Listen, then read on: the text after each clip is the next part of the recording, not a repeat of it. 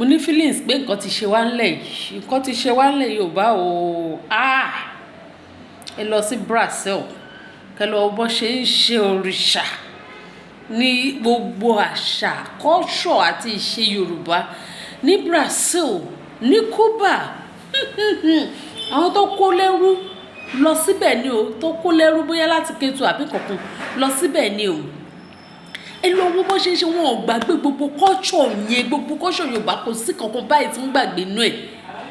Ẹ lọ wo bó ṣe, tẹ́ bá ti wo ìgúnnukún bí ẹ ṣàmọ́ bó ṣe ń ṣe ìgúnnukún bí báyìí.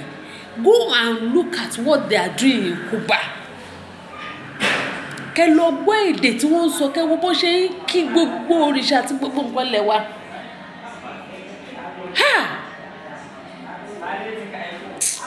This is very strange to me. Culture tiwa adé wa ń pè ní nǹkan burúkú níbí báyìí. Ìlú wọn dẹ̀ develop nílùú yẹn pẹ̀lú culture tiwa. Ní ìwọ̀nba àwọn number of people tó ń pọ̀ kó lọ síbẹ̀ yẹn, tó kó wọn lọ pẹ̀lú ẹrú nígbà yẹn, just those number of people. Well, culture Yorùbá lèmi o, culture ìlú mi dẹ̀ ni ìdẹ̀lẹ̀ fọwọ́ ti sẹ́yìn. Ibi ni ẹlẹ́dàá dá mi sí, mi lè fọwọ́ ti culture ìlú mi sẹ́yìn. So beautiful, the way they dance, the way mi rí ibi tó ti ń ṣe kíní yẹn Nàìjíríà, mi rí ibi tó ti ń ṣe nílẹ̀ Yorùbá, mi rí ibi tó ti wà beautifully done like that bí wọ́n ṣe ṣe ní Brazil tó ń ṣe ní Cuba.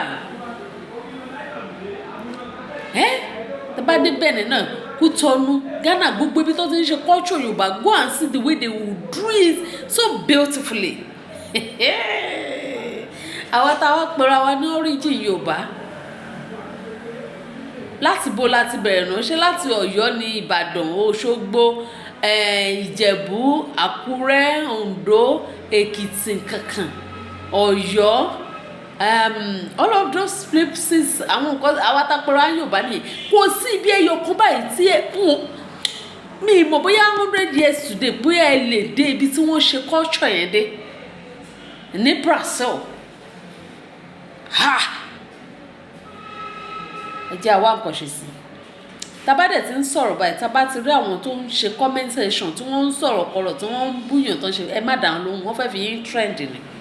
Don't answer them. Do you understand? Don't answer them.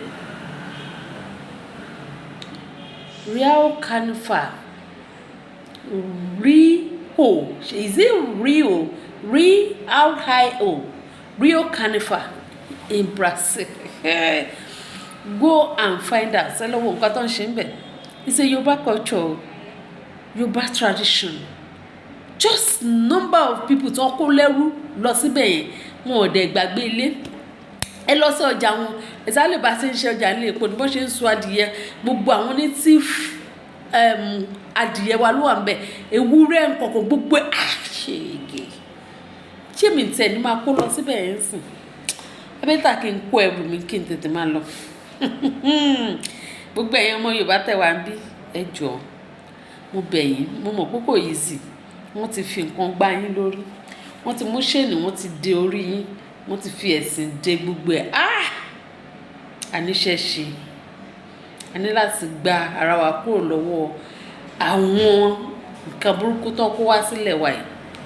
Ẹ jọ̀ọ́, àwọn ọmọ tó wà lẹ́yìn, ẹ jọ̀ọ́, mo bẹ̀ yín, mo fi ẹlẹ́dàá yín bẹ̀ yín, mo fi Elédùmarè bẹ̀ yín.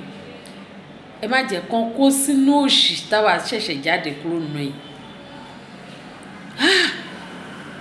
Yorùbá.